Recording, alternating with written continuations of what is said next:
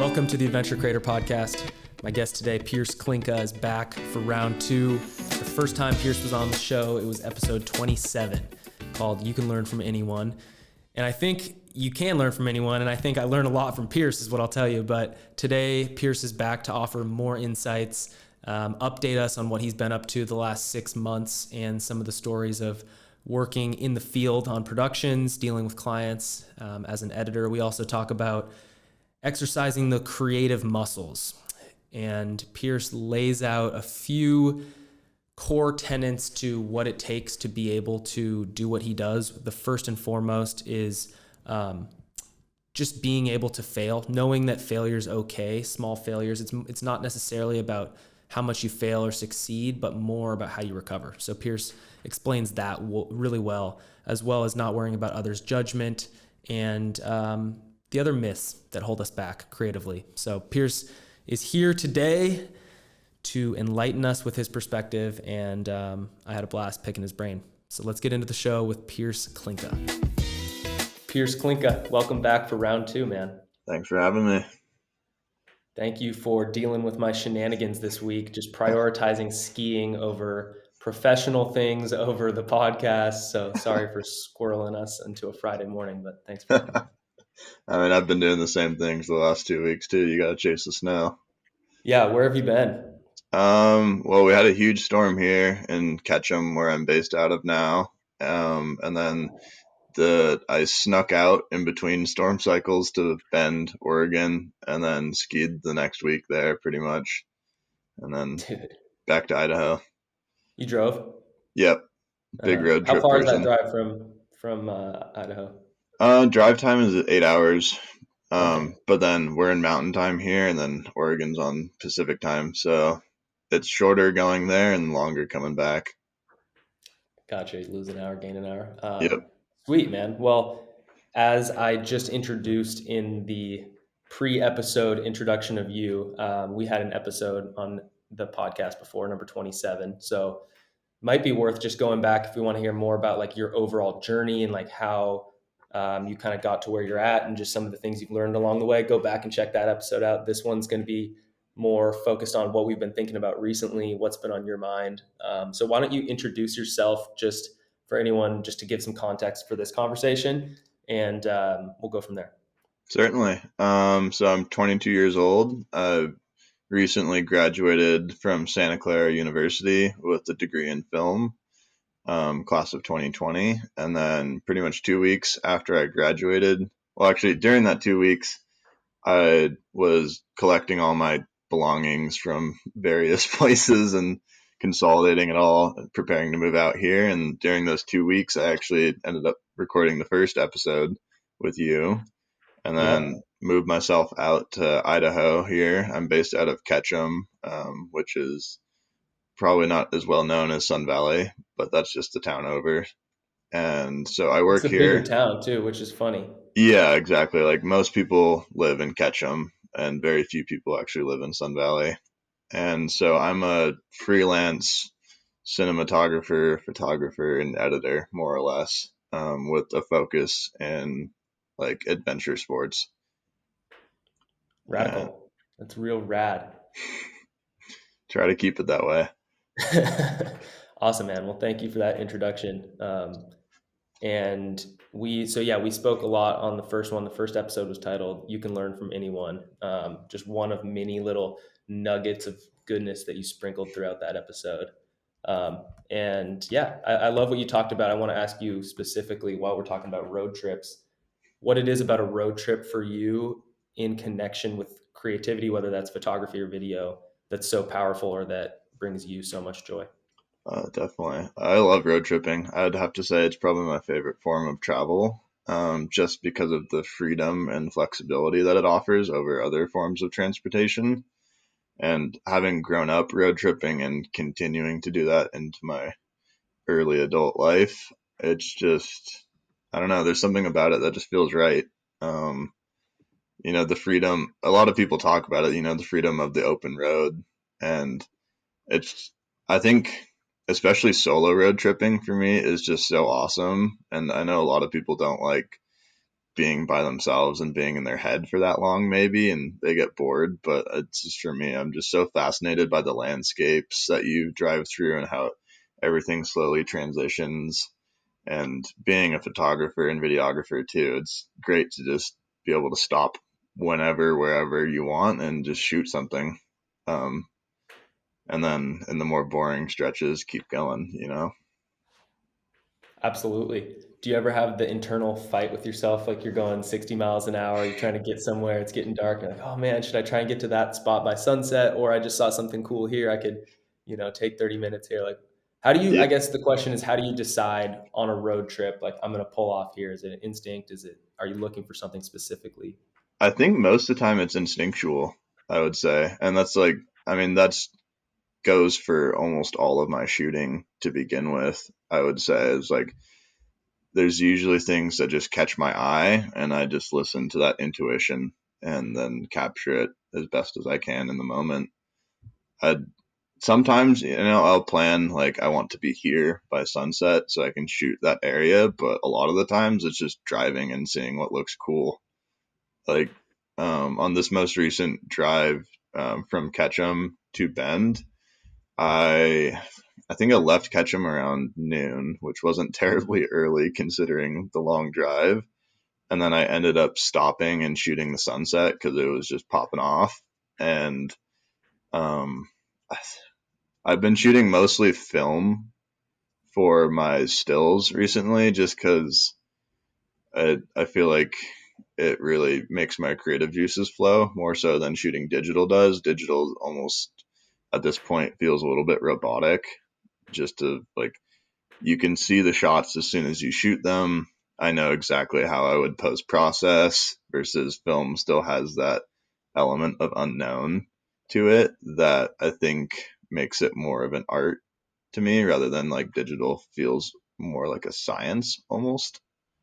So on that trip to Bend, I actually shot I think two full rolls of film while I was driving. Not cheap, huh? No, I mean, it's definitely not a cheap hobby or passion, but for me, it's just so worth it. Because the images that you create there's just something distinctly unique about them compared to a digital image. I saw you did the Instagram story, how to develop your own film at home Yeah, series. that was fun. I've What always, prompted that? as really spur of the moment, I had some roles to develop, and I've always wanted to share the process with people because I don't think everyone fully understands actually how much work it is. And also I think a lot of people are interested in the process as well, and I love teaching, so it's cool to be able to share my craft and to share that process with everyone else. Nice. So, yeah, I could tell you just kind of enjoyed that natural teaching, that just that process of teaching. That's Yeah. cool. I took a dark room, I guess it was like photography one or two or something in high school, and we would develop our photos in the dark room, but we wouldn't have any idea like what the chemicals were. Maybe I just don't remember, but you just kind of throw it in this bath, throw it in this bath, and then it's blurry, and you're just like, darn, okay, what did I do wrong? And Yep. I found a few of those old photos the other day. It's funny to see, but I have very little experience with black and white film, so I can I have a little bit of understanding of what you're talking about. I love the way you said it. Like there's this element of the unknown. So like with a client shoot, you're not going to bring a film camera and be like, hey, let's try and capture this mountain biker in the middle of the air with one try, Yeah.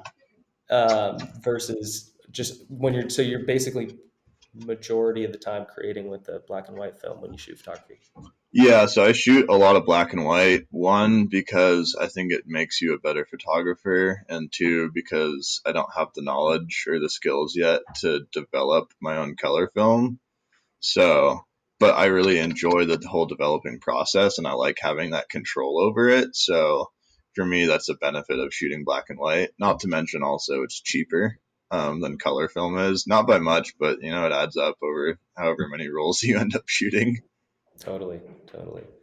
I think right before you joined Stellar Media was our last conversation, correct? Pretty much, yeah. So, what have you learned? How has it been working with other people that are like minded in the same space as you? And Talk to me a little bit about that first 6 months, your first job post college, man. That's huge. Yeah, I know. I mean, I want to start off with just saying I feel super grateful to just have an opportunity to work in a field that I want to work in straight out of school, because between COVID and other factors, so many of my peers didn't get that opportunity. So very grateful for that. Returning back to work though, it's been an absolute blast. Like I'd enjoy every minute of it, whether I'm in the office editing or out in the field shooting. Um, I think one of the greatest things about my job is just getting to work with such a diversity of people as well. And no two jobs are the same either. So you're always shooting in a different place or a different subject or whatever. And I enjoy that variation in my life. What's been one of your favorite projects of the last 6 months? Ooh, um, I mean the content of the shoot wasn't necessarily like super riveting or something that I was passionately driven by. But we have done some shoots with a local Red Bull athlete here, Rebecca Rush, and she is just absolutely amazing to work with and a wonderful human being on top of that. And so I've really enjoyed doing those shoots with her, What just because type of athlete? What does she she's specialize an in? endurance mountain bike athlete. That's So like awesome. we've helped shoot some of her races here. She also did a fundraising project when I think it was kind of like middle of the summer during quarantine still, when a lot of people were doing like the Everesting challenge where you climb 29,000 feet of elevation or whatever. And so she did that on a local road here out Trail Creek. And I think she ended up climbing it like 14 times or something like that in a row, which is absolutely brutal. On a mountain bike. No, she's riding on a rigid gravel bike. Mountain biking, endurance mountain biking is not an easy sport, and not for the faint of heart for sure. Oh, What's it like definitely to not. capture that? What are some of the challenges involved with capturing a mountain biker who's moving down this massive mountain so fast? Like they go by so fast. You set up and they zoom by, or are you using drones? Are you using like a teamwork kind of thing? Like what's that? I mean, so when we're filming with Rebecca, we're only filming one person, except we have probably a team of 4 or 5 people out there trying to capture it all. So using cameras on the ground, using drones, whatever we can, and then it's like kind of this like game of leapfrog where you shoot her in one spot and then you got to jump ahead and then get in front of her, set up, shoot the next spot. And so that's just like all throughout the day what you're doing is just chasing her around the mountains pretty much, but Wow. it's a lot of fun. Do you ride mountain bike at all? Oh yeah. I mean I grew up mountain biking. I've been a mountain bike instructor for 5 summers, and I That's also right. We talked about that. You and race I just spaced. Yeah. race downhill at a pretty competitive level as well. You race downhill. That's man, I would see those people doing that and just not understand. Like for me, just going down the hill is enough of a challenge. So yeah, did you have like a competitive spirit? I've been thinking about this a lot too because Definitely. I don't know, I've been feeling this urge to like play more basketball and just do some like fun competition just for the sake of it. Do you have Definitely. that streak? I would consider myself to be a very competitive person. I like doing well and I like winning. Um, but at the same time, like I'm not gonna be bitter about losing either. And I guess it's always been a goal of mine to still be friends with my competitors as well. I think that's Mhm. important because like that's really why you're out there is everyone's in it together. Yeah, totally. And especially once you get a little bit older and you're like actually in the professional world, there's not, I mean, if you have a competitive mindset, it's kind of that scarcity mindset of like, oh, it's either you or me. When in reality, I heard someone say recently, there's two ways if like you can go about it. One is through collaboration, one is through competition, right? You can try and like get the minimal resources that are available, or you can collaborate and create more resources and do that and share that. And obviously, like the successful societies throughout history have done that, whereas people that are just like trying to take it's not a long-term positive solution. So Definitely, yeah, I I kind of couldn't. like how that ties into what you've been doing in terms of just sharing your knowledge, coming on here. And I remember last time we talked like in depth about some of your creative processes. I was super fascinated just because you have so much experience. I think how long have you been shooting photos? Photos for, man, I gotta run through the math here. Been shooting photos since early high school, and then shooting video since about like halfway through college, essentially. So that would put me at maybe like 9 years of pretty solid photo experience and about 5 years of good video experience, give or take. Do you even remember what you were like before identifying as a creative and going down the photography route? Because um, I wrote on here, everyone has an art because someone said that to me the other day on the podcast. They're like, everyone has something inside them that they will enjoy doing, be passionate about. So talk to Truly. me about like when that time when you found what you were passionate about and how that's impacted you over whatever 8 to 9 years. Um, I mean, I guess I could trace the origin all back to like my first backpacking trip that I did ever. Um, one summer with my brother and my dad, we were in the Enchantments back in Washington. Yes.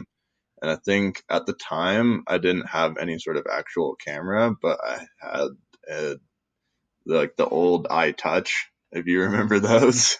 The little iPods. Yeah, pretty much. Like they're like the predecessor to the iPhone because it's like everything an iPhone is now, but without like the actual phone capabilities, more or less. Totally. I remember it. We used to have those under our desks playing games in math class in In middle class. school, playing like these little like the idiot test. We would just do this idiot test for Yeah, or hours and like hours. Temple Run or something crazy like Yeah, that. exactly. But yeah, Helicopter game. so like I was on that trip and I shot a whole bunch of photos on my iTouch, and then after that I started just shooting more photos with it, and eventually I think that following Christmas I got a camera, and then that was my camera for probably the next 5 years almost before I decided to upgrade to my current setup. And So did I guess you you could say that. Yeah, that's so that's kind of the origins. So talk to me a little bit more about you went on the enchantments trip. I've got a vacuum in the background, and you brought your iTouch. Like, were you shooting photos of landscapes of your trip of setting up tents? Like, It drive was in a pretty little much bit more. like purely landscapes. I mean, if you look Cool. at most of my work, even to this day, I rarely incorporate human factors into it, and it's never the focus of my photos. The environment is always the focus. So that's something that started very early on, has continued to this day, even. You've got a couple. You got a couple human bodies, not many faces though. Yeah, that's. If I I just mean, you got you celebrated your graduation. I see right there. That's the best photo on the whole page. yeah, I don't post very many of myself. I take Cool, a man. lot of photos of people when I'm out, like with my friends on adventures, but I don't usually choose to publish them, um, just because I mean, part of being an artist is curating your body of work. So Totally. I've been thinking about this a lot recently, and it's crazy. This guy's vacuuming directly outside this door. Can you hear that pretty easily? Anyways, I'm not uh, getting it on my end. So I've that's over the years gone back and forth, but like I want to talk about this whole concept of what work should you put out? Should you set this high standard for yourself, especially early on? Your work's not going to be that good, so setting a high standard for yourself is just going to hold you back. But there's a line at which it's like you want to put your best work out there. You don't want to put like bad stuff that's like not your best work, and then people see that and they're like, well, this isn't that good, but it's not that good. You're not trying to say it's that good, but social media like Instagram kind of baits you into this idea that you need to be publishing stuff all the time, and the more content the better. So talk to me how you think about those types of things. yeah. I think it's really important to always set high standards for yourself as an artist as far as the things that you end up publishing. But that's not to say that you shouldn't experiment and make mistakes when you're doing your work. Because that's, I mean, if people actually saw every single photo that I've ever taken, they would think I'm a terrible photographer. Let's just put it that way. And so it's only by carefully selecting your best images that you can actually create a good body of work, I'd say. And then going back to the whole like how Instagram factors into that too. I mean, I've gone through periods where I tried to post every single day, but it just ends up not really being quality at that point. So I choose to just post whenever I have good stuff to post or whenever I'm feeling inspired to work and not worry about that consistency element. One, because like, I'm not trying to become an influencer or like grow my following in that sense. Like I'm here to share my art and that's it. So I'm going to do it at a pace that feels appropriate to me and at a pace that I can ensure that its quality stays high. Wow, that guy is just getting closer to my door. I'm sitting over here wanting to talk so bad, and this guy, I'm keeping my fingers on this little microphone level to try and keep this background noise out. Sorry for the distractions. I think doing podcasts down in this conference room is not going to be something I continue to do. This is a disaster. But you, on the other hand, are just locked in. You got a nice, quiet place to actually think for yourself, and I think that goes to show. I mean, we just moved to Seattle a month ago. I've never actually lived in the city, but I think it's going to be a good year here, hopefully. But it's not going to be. I would much rather see myself out Sun Valley or Salt Lake or whatever, just traveling more and living closer to the outdoors and nature. I got a ton more to talk to you about, so let's keep moving on. But um, how does we did a podcast the other day on my buddy and I on just the power of nature and what it feels like, the benefits not only scientifically but like just anecdotally of spending time outdoors and living in Sun Valley, and with your lifestyle you're naturally spending a lot of time outdoors. How does that impact you on a physical and mental level, what do you Oh, think? I think it's been fantastic in every way. Um, I think that was one of my biggest hesitations with going to school in the Bay Area to begin with, is knowing that my access to nature would be a little bit more limited, or at least the types of nature that I enjoy. It's like just going to like a county park and taking like a small hike isn't really my cup of tea.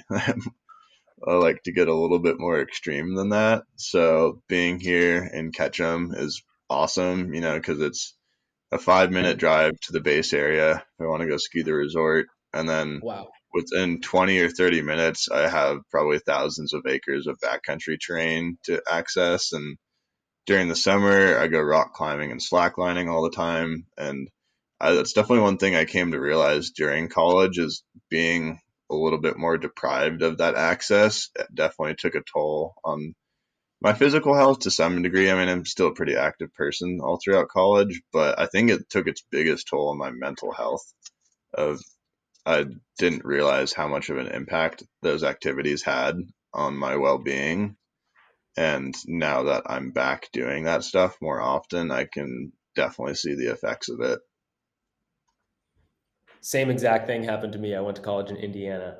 I don't know if we talked about this on the first podcast, but I discovered how much I loved the outdoors when I was basically unable to access it.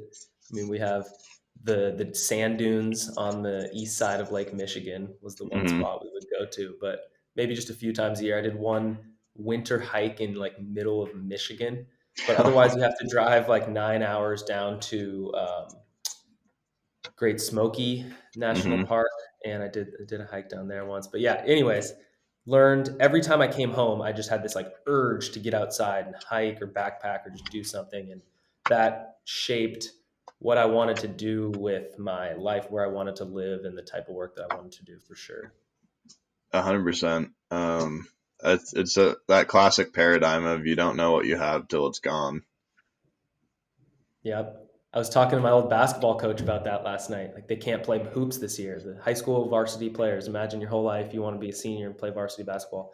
They're going to have a 1 month season with 8 games. We were Oof. just talking about how like when I was in high school, we were all politics and bitching about who's getting playing time and this and that. And like now that like they're doing outdoor practices in the winter in Washington. It's true. I think this last year a lot of things have been, shaken up, obviously, and realizing what we have just on a like just small things, man. Being grateful for the little things. It's cliche to say, but it's so true if you bring that mentality.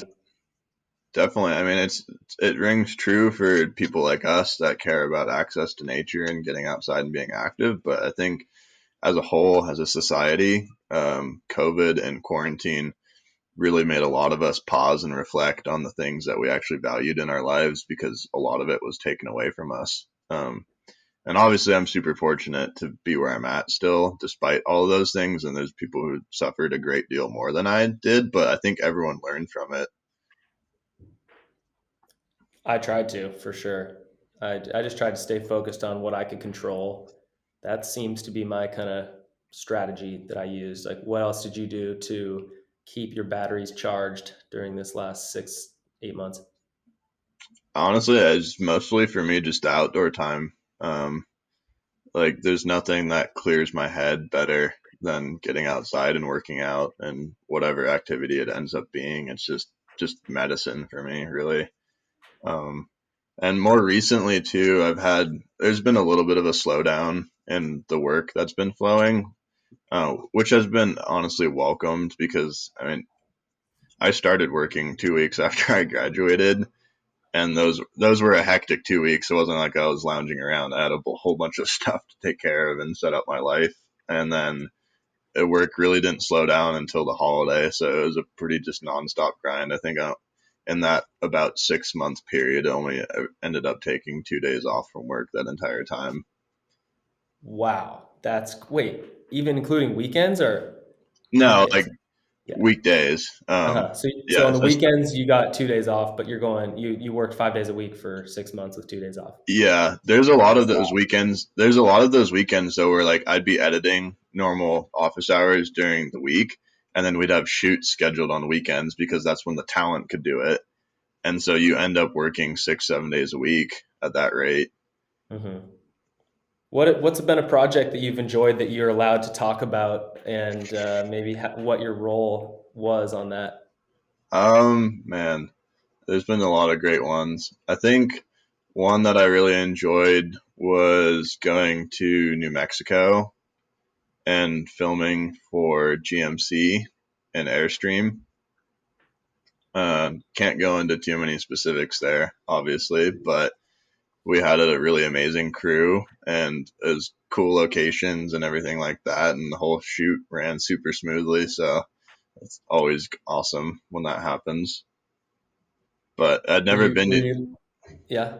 never been to New Mexico or even remotely that area of the country, so that was pretty fascinating and got to see a lot of cool places on the way because we drove from Idaho to there as well over the course of 2 days.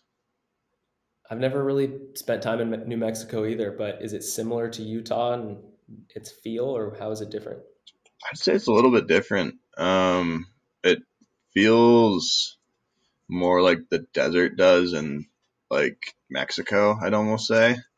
A little bit like less red rock and like what juniper trees and stuff like that, and more like cactus and stuff like Mhm. that.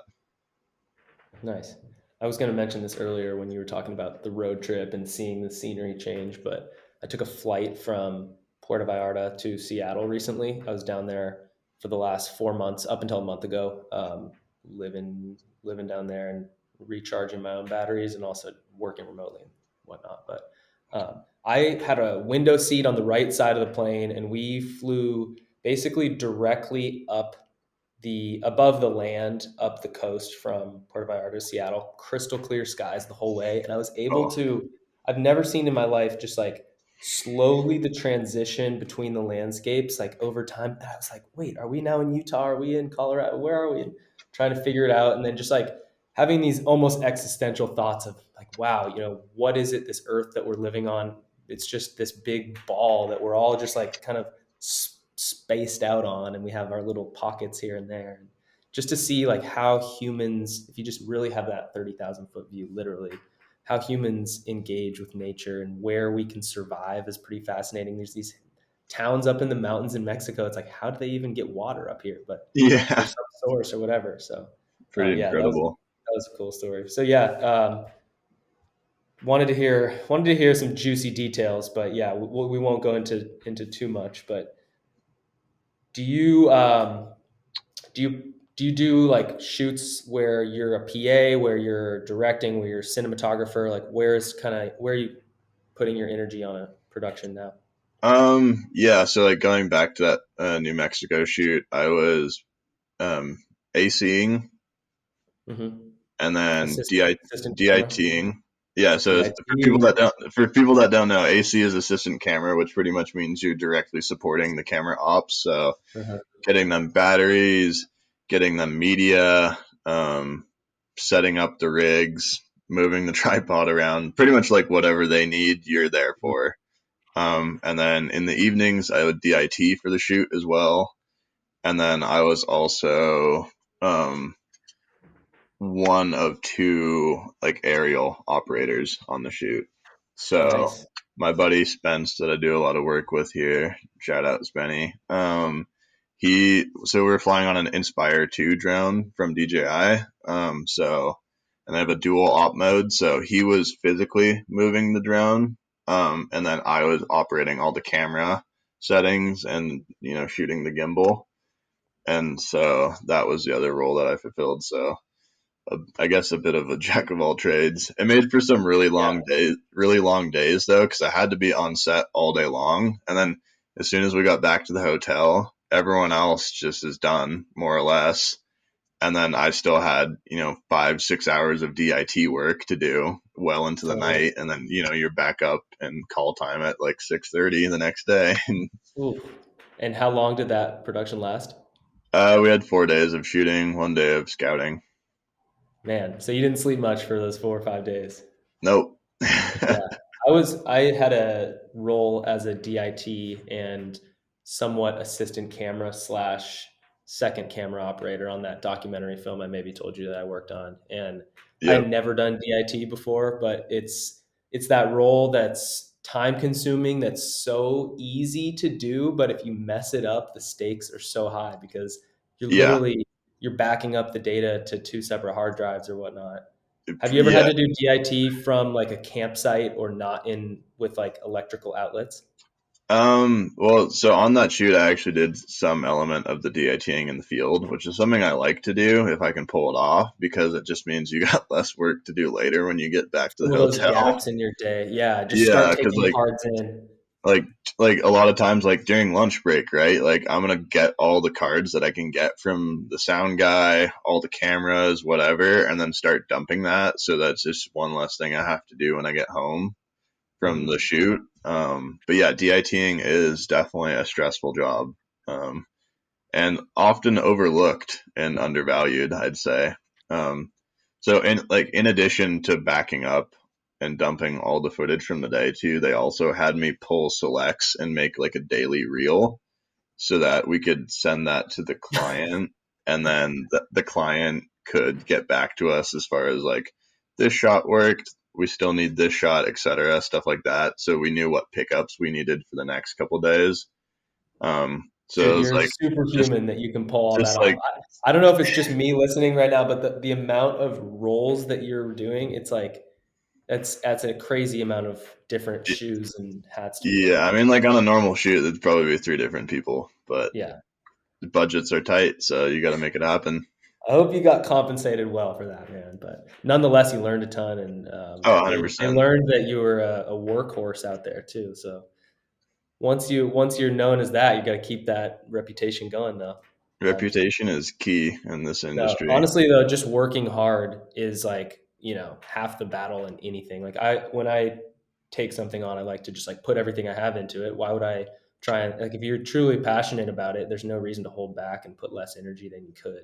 Exactly. When I was on that dock, I was DIT as well, and I was literally like running around trying to get a time lapse of the sunset while doing DIT and also setting up tents and yeah, it's a fun time. I think Definitely.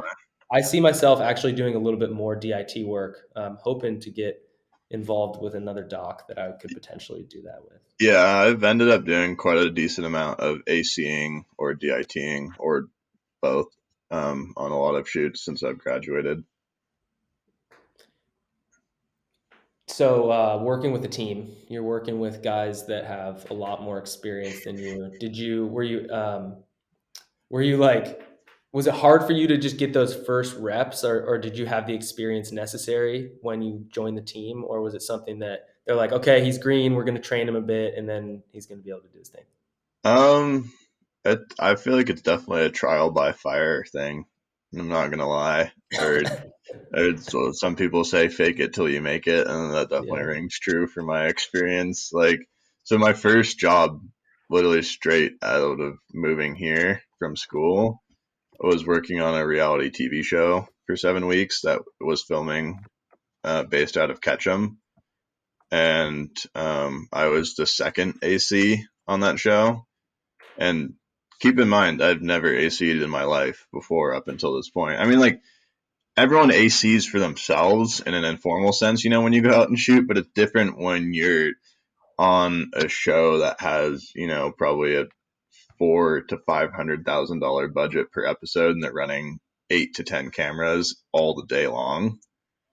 It's a lot to keep up with, and it's just like, like building the rigs was super unfamiliar for me. I hadn't built out Mhm. camera rigs that were that extensive with, you know, all sorts of follow focus features, setting up pterodactyls, the whole gamut. And so that was definitely a crazy experience to get thrown into, but I made it out the other side, and it's been an invaluable experience to have had because it's enabled me to do a lot more of that work going forward and feel more comfortable about doing it. That's awesome. Super fascinated with your experience because in another life, I would have really leaned. I think had I been in your position, I would have jumped on the opportunity to work with the company, like the type of company that you work with seems like really cool people and on cool projects. And yeah, so it's just cool to kind of get under the hood a little bit and hear what that's like from the inside. Um, when you're growing up, when we were growing up, like what was your dream job? Like when they asked you in like elementary school, hey, Pierce, what do you want to do? You do Uh, anything?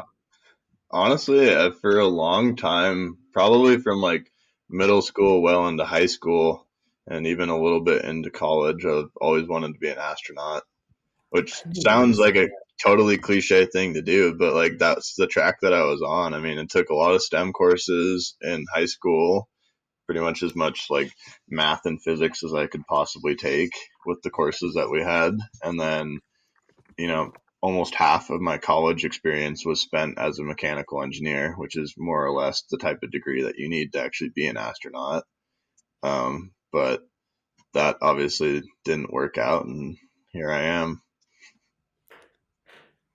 Yeah, I think there's something about when you're a kid, a certain type of kid wants to be an astronaut. I wanted to be an astronaut. I also wanted to be in the NBA, but that was not going to happen. I think I figured that out pretty early. That wasn't going to happen. But Yeah. uh, I mean, do like, you I feel like, even went yeah? as far my junior year of high school. I participated in a program run by the Museum of Flight there in Seattle, Oh, called cool. Washington Aerospace Scholars. And so all throughout my junior year, I had pretty much an extra class or two that I was taking online for that program. And then the students that did well enough in those classes got an invite to do a 1 week long residency at the Museum of Flight over the summer, where we worked in teams and did all sorts of like design challenges and stuff like that. Hmm. And it was an absolutely amazing experience. At what age? Sorry. Junior year of high school, so I would have been Wow. what, 17 probably.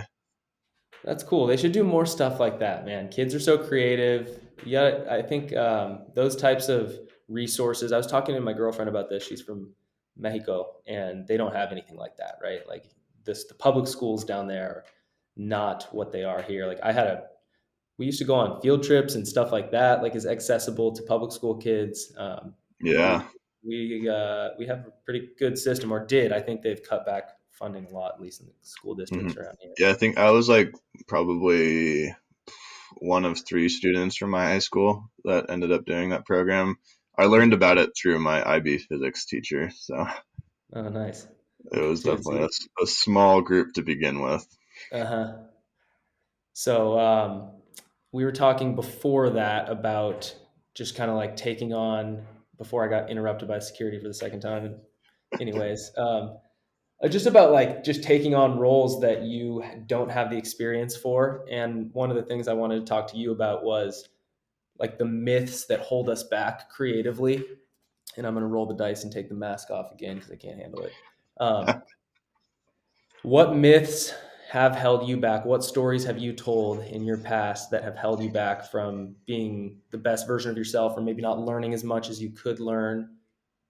I know growth mindset was something we talked about would be kind of the core of this conversation. So let's go toward that direction. Definitely. I mean, spinning off of that, the whole idea of like growth versus fixed mindset is your perception of failure, more or less, was what it boils down to. So if you're fixed mindset, you see failure as a representation of, your self-worth or your skills or whatever. And in a growth mindset, you see it as an opportunity to better yourself and to learn. So I think that really plays into what you're talking about there. And I think for most people, what holds them back is that fear of failure. I'm not going to lie. Um, and then maybe for some people, like access to equipment or something like that is like, oh, like I would totally make this movie, but I don't have X camera, which is like, I've made so many movies just shot off of iPhones. It's like Mhm. almost everyone has access to a camera nowadays. The technology has become far more democratized than it's ever been. I mean, that's just talking within the film world, though, so I can't speak to other artistic endeavors. But yeah, I think at least when I was first shooting too, I was always so nervous to share my work because I was afraid of what other people would think of it or if they wouldn't like it. But over time, I've gotten more comfortable with that, and it's kind of going back to what you were talking about earlier. Is like only worrying about things that you can control. So that's kind of how I view it of like I'll put in all the effort on my end to shoot and edit and get it to where I want it to be. And then as soon as I publish it, I just stop worrying about it, because I can't control people's perception of my work. And that's part of the fun of it too, is people see things in my work that I don't see in it for myself. And so Mhm. I love hearing that. And not everyone likes all of my photos, or they like ones that I don't like as much compared to the ones I do like a lot for myself. So I think that's a big part of it, is recognizing that when you're producing creative work, you need to do it for yourself and only for yourself, and not worry about what other people are going to think or say about it, because it's not under your control. I'll tell you, man, if I was worried about what other people thought when it came to this podcast, I would be always thinking about like what I'm saying, and then I wouldn't be myself, and it would just be brutal and horrible experience for me, first of all. But second, I would have given up long ago. And it's like, I think Seth Godin has this take. He's like, describes what it is to have a practice. Like a practice is something, whatever, it doesn't have to be artistic. It can just be running a business or just a practice of being a good parent or a good son or whatever, a good coach. But it's waking up every day, doing what you're going to do, regardless of the outcome, and just like committing to this is something that I'm going to be just like hammering away at for a long time. That's just my words, kind of like paraphrasing him. He nailed it, and I just totally butchered it. But basically, the practice is like whatever it is for you. It's just going to take time and effort, and it's not going to be easy. So I love what you talk about, like fear of failure. I want to ask you like how you exercise that muscle. Was it always easy for you to hear no? Do you intentionally put yourself in situations where you might fail to like get a little taste of that? How do you Definitely. build that? How do you build that muscle? It takes a lot of time, I think, um, to not be so scared by it. But I think I first learned it in sports. I'm not gonna lie. Before I learned it in my artistic endeavors, like growing up mountain biking a lot. For me, it was always one of those things. Like it's kind of like the joke of if you're not crashing, you're not riding hard enough or pushing yourself. This And is what I, I'm I think saying, I man. think This that is an rings so true because like in pretty much any adventure sport that I know of, I mean, we're putting our bodies on the line, but it's not that the people that are more experienced crash or, mess up any less often. It's just that they're better at recovering from it or better at crashing well. Like, I've had some enormous falls on my mountain bike that if I had taken earlier in my career would have probably put me in the hospital. But because I had crashed a lot, I was good at crashing. So it's like you have to do something a lot to be good at it. So in a sense, you have to fail a lot to be good at it and to be comfortable with it. And a failure in a mountain biking jump is a bigger failure than like not having your project be selected as the winner of some competition, like Yeah, if yeah, everything's relative, does totally. I mountain think biking, yeah. that's one of the huge like benefits of participating in adventure sports to me is that it makes everything else in life feel just so much easier to tackle because you're not putting your body and your life on the line. You're just making a small decision and what's the worst that could happen. I always like whenever I have friends that have things where like, oh, I like really want to do this or I really want to ask X person if they would help me or something like that. And my answer to that has always been the worst that they can say is no. Like, how bad could it really get? They could So, come try and hunt you down and be yeah, I so mean, mad that you asked a question. so like for me, it's like I'm used to juggling and doing risk and consequence calculations Mhm. on a level of which it's life threatening versus if that's what I'm used to doing when I end up having to make decisions that don't have those consequences or nearly even close, it just makes it that much more manageable to deal with.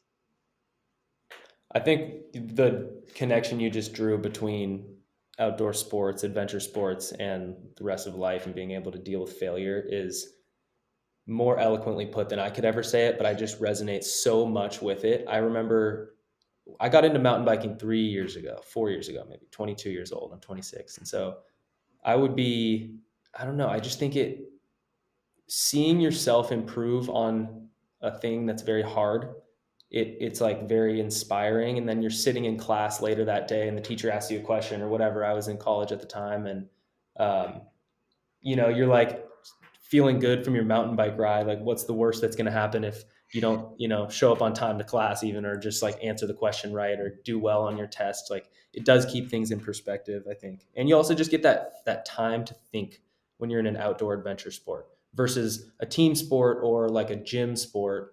Like being in the gym, for example, there's music playing, there's all these different people walking by, and there's all these different distractions when you're up there in the mountain doing whatnot. You have a lot of space mentally, which I really love about it. Definitely. I mean, like, I do a lot of solo adventures. I love doing outdoor activities with other people, but there's a huge benefit for me of going on walks in the mountain per se by myself because it's more meditative and you have time to think and to be in your own head. And I feel like I've grown a lot from having those experiences. Do you get that time to be in your own head on a daily basis, or is that something you seek out like for longer periods, I'd like say being it alone? definitely on a daily basis for me. I mean, it'd be great to have, like 5 hours to just go slackline or tour by myself in the backcountry, but I don't always have that luxury. So still finding the time to do it every single day at least is important, but the duration isn't as much. Can you keep telling more stories? There's a drill in the background. Hmm. What can I think of? I think another important thing with adventure sports, particularly, is learning to trust yourself. Um, because that ultimately builds up confidence and self esteem. And like I think for me, the classic example of that is like in skiing or mountain biking, hitting a jump for the first time and not having someone to lead you into it. It's almost akin to like my experience with ACing on that reality TV show. Like I've never done this before. It's a huge undertaking. Like it could go well, it could go very poorly. I have no idea. But if you never make that jump, you'll never know. And so the more often you take that jump, the more comfortable you get with doing that feeling. And then, geez, what is my camera doing? Yeah, so the more often you do the jump, the more comfortable you get with that feeling. Because, like early on when I was mountain biking, like guinea pigging a jump for the first time gave me such bad butterflies in my stomach. I'd be just a nervous wreck. But the more and often you do it, then the less you have the nerves and the more you start to calculate your risk and your decisions. Learning how to crash, learning how to fail, and not like make it a devastating thing. It's harder on a mountain bike than it is in normal life because in a mountain bike, there's some things that are out of your control. Like if you fall and you smash your hand on the ground or whatever. Like yesterday, I hit my thumb and my hand on a tree when I was skiing. Oh, that's the Never worst. do stuff like this. Yeah, and Trees are pretty immovable objects, I've learned. I was not moving slow either, and so my thumb is really sore today. I don't think it's broken, but it's definitely swollen. And get this little side story. I think my ski pole went to another parallel universe. This is my only explanation because I hit the tree, my ski pole fell out of my hand, and I looked for 30 minutes, couldn't find it. I dug through the snow like all over the place, and there wasn't that much fresh snow. So my ski Yeah. pole was just literally like Well, disappeared and into. like you knew the exact area in which it happened too. Yes, and it can't like go that far. It was crazy.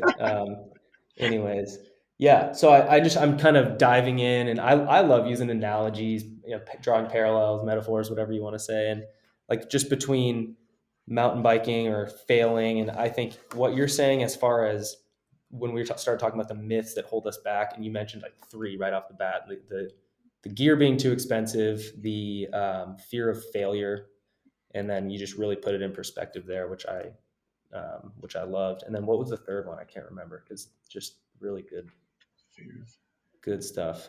Shoot. Oh, and like I don't know, worrying about what people will think of your That's work. what it was. Yes, worrying about others' judgment. That's And like that goes for just all life too. Like if you spend your entire life worrying about what other people think of you or how they're going to perceive you, you're just going to be an unhappy person and stressed all the time because very true. no one it can be inside of your head and live your life for you. So like you shouldn't let external factors control you that much. And obviously it's good to, listen to your parents because they have more life experience than you and other people. But at the end of the day, you have to live your life for yourself. Totally, totally, you do.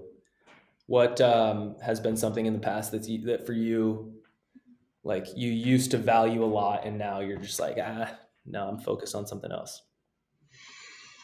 Oh In man. terms of what other people think about you, or like, did you used to worry about, like you went a little bit into it, but go a little deeper on what's your journey been with just like dealing with judgment and stuff like that. That's the real question. Um, I mean, I never like got directly bullied for it, but at the beginning when I was shooting photos more and then actually publishing them, I felt like a lot of people, I don't know, they're just like, oh, he's like trying to be cool and hipster and like I thought that I was doing it for like putting on a show or having a persona or doing it for other people when in reality that was never the goal. It's just like something that I did for myself. Um, and that's definitely something that I've learned to let go of over time, which just, goes back to the same point of not worrying about what other people think. Very well said. Yeah. I had the same thing with the podcast, right? Like I do it. I don't know. You just the way that your practice is with your photography is very similar to how I think about the podcast. And when you put your voice and you're sharing your ideas and like coming on here, for example, like, not everyone agrees with everything. And I actually like to have healthy disagreements. So sometimes I'll just kind of take the alternative perspective just to see where the conversation goes. I was thinking Totally. today, actually, I want to have someone on the podcast that I have a disagreement with, and I just want to have a and just display like we can disagree and still enjoy a conversation together. It's Yeah, I feel like we're a little too new similar concept. for that to happen between us, but Yeah, I've yeah, I also mean, so been like another yeah. thing too is like it's not that I it makes me sad or like angry when people dislike my work. In fact, like I honestly like getting critique better than I do praise because critique gives me something to work on. It's going back to that like growth versus fixed mindset. So a lot of times when I'm producing like bigger pieces, most of my photo work, I pretty much know exactly how I want to dial it in, and I don't need feedback at this point. But with like the most recent video that I posted with all those drone shots and the mountains in the background, like I edited that and then probably sent it to a good 20 people and then got feedback on it and then went back and revisited it and made some tweaks that was informed by their feedback and then also things that I noticed as I watched it more. And one of my really, really good friends from college and still to this day, Annie, she's like we're such polar opposites in so many ways, and but she's also a very artistic person. But I love sending my work to her because she'll just rip it to shreds and be brutally honest with me, and it's great because no one else does that. Because everyone else is afraid of making me feel bad, but in reality, like that's what I want. That's what makes me better. Seeking criticism and knowing what's useful criticism is Yeah, another that's the big other thing. I mean, you got to filter out some of it and yeah. know what, like, balancing what you want to do with it versus what other people want you to do with it. And in your personal work, that's a little bit easier to do. But when it comes to a professional setting, that's something that's actually pretty challenging. Of like, when I'm editing pieces, the client gives me feedback, but at the end of the day, it is actually up to my discretion whether or not to factor that in and make a change. And sometimes you're gonna have to like temper their expectations or whatnot. So that can be a difficult balance to strike. Yeah, that is a difficult area for sure. Like it's their decision to hire you, but they're hiring you for your creative insight and to do the best Exactly. job that you can possibly do. And you're the specialist, so um, yeah, that's interesting. When you have a lot more experience, it's easier to be like, oh, here are the reasons why that's not going to work to a client. Do you communicate directly with clients, or how does it work? Like once you're in post production, do you have someone that's reviewing your work after it's done before it goes to the client, and then what's the workflow like typically? Um, it varies, but I prefer to have a direct line of communication with whoever the client is or whoever is in charge on their end, at least. Hmm. Like if they have a creative director, a marketing person that you're kind of working with on an edit, that's really nice. And going back to like always wanting to get feedback on things, obviously, unless I feel super strongly that I just knocked it out of the park on the first get go, which is very Hmm. rare. I will have other people review it internally before it goes to the client.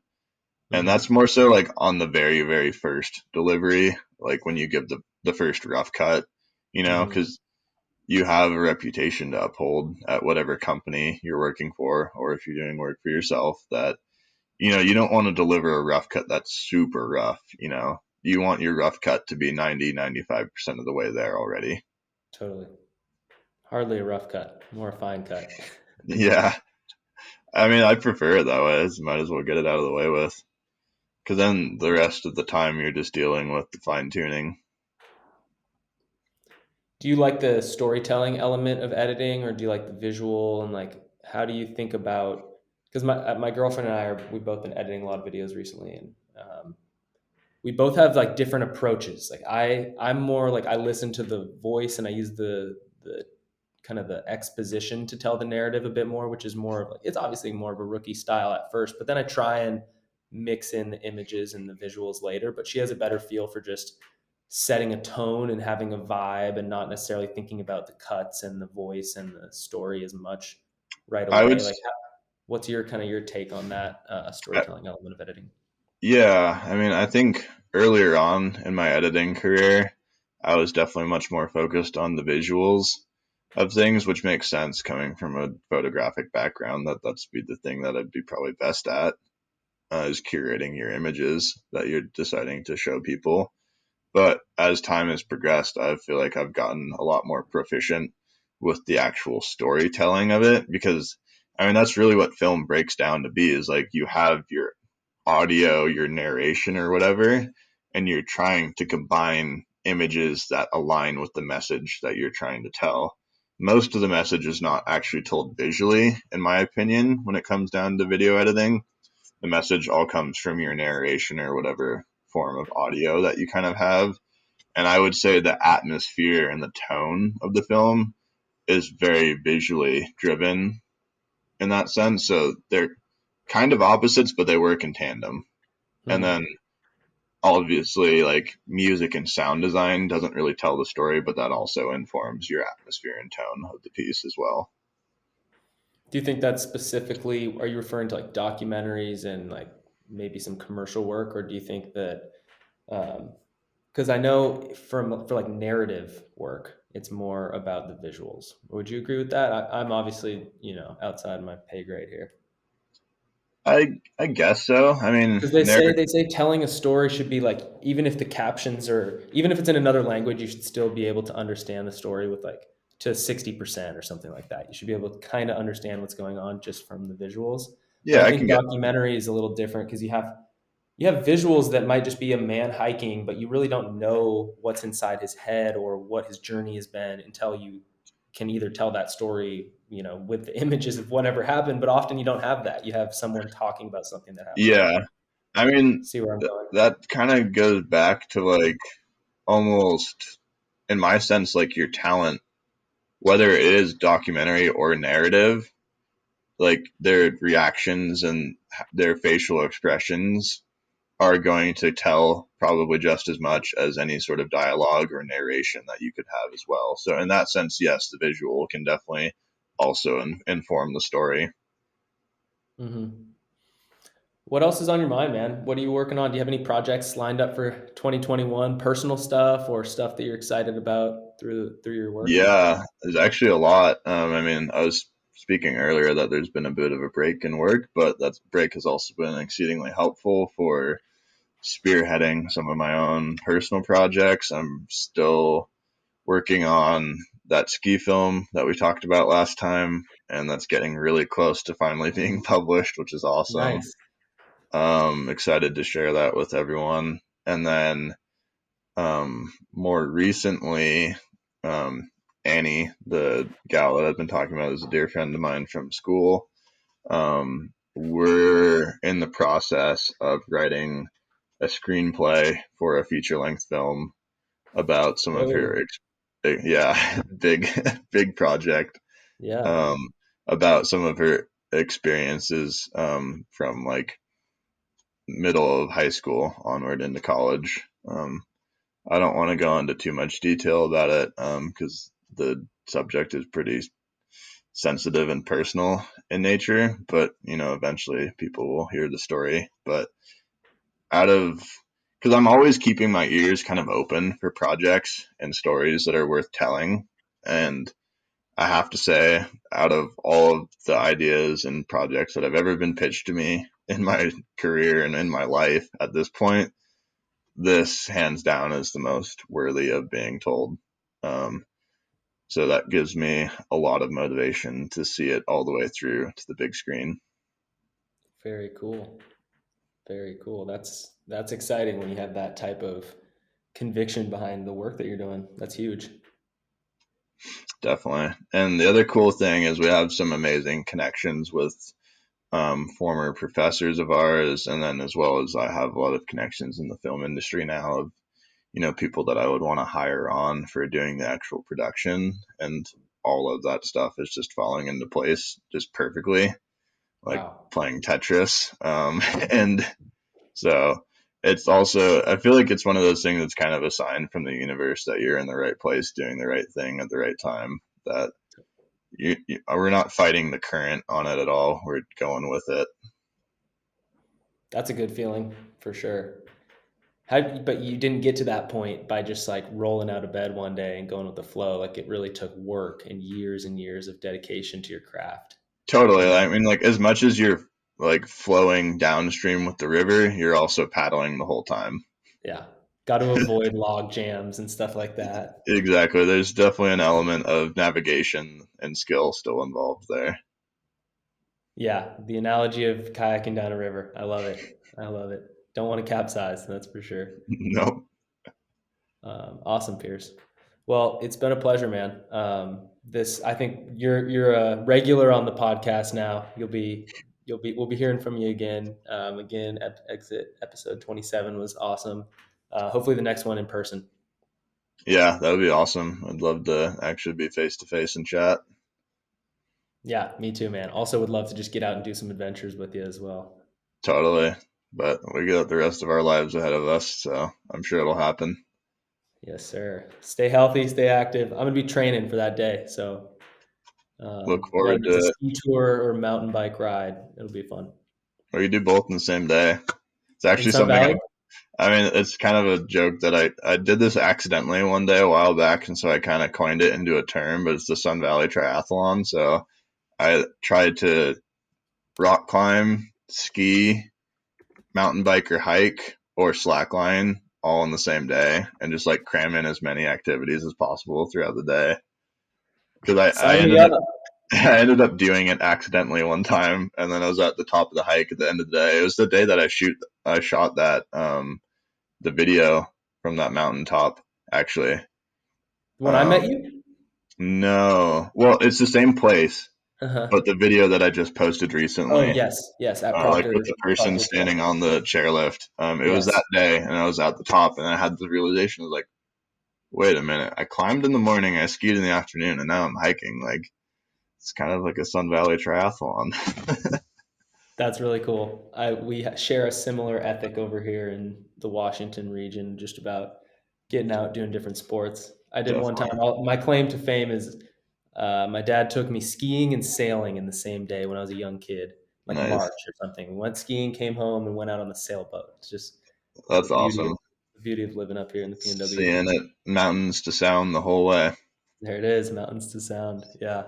I had this idea, I'll let you go, but I had this idea of 24 sports in 24 hours, Oh all man, outdoor, all adventure style. I like And I that. kind of had it planned out, but I just didn't have committed, insane people to do it with. It'd be a big push. Well, sign me up. So midnight at Rainier at the top of Camp Muir to ski down is the start. And then we hit some snow sports, some river and mountain biking on the way home, some lake sports. Yeah, uh, that was the plan. that's rad. I love it. Awesome, man. Well, anyways, man, thanks again for coming on the pod. After we stop recording. I'll just talk to you for another second. But yeah, I want to extend my Yeah, appreciation because you share a ton of really valuable insights for especially people that are interested in photography, video, art, like creating for themselves. And I think you're someone that I look to for that type of insight, and I appreciate you sharing it in a recorded format that can be listened to later on by myself and definitely. I others. mean, Yeah. we all have something to learn from each other. Yes, sir. And yeah, till next time. Excited to see what you work on, where those few projects you mentioned go. Yeah, likewise. I appreciate you having me on for a second time, and I look forward to recording another sometime in the future. All right, Pierce. That's a wrap. Thanks, man. Take care.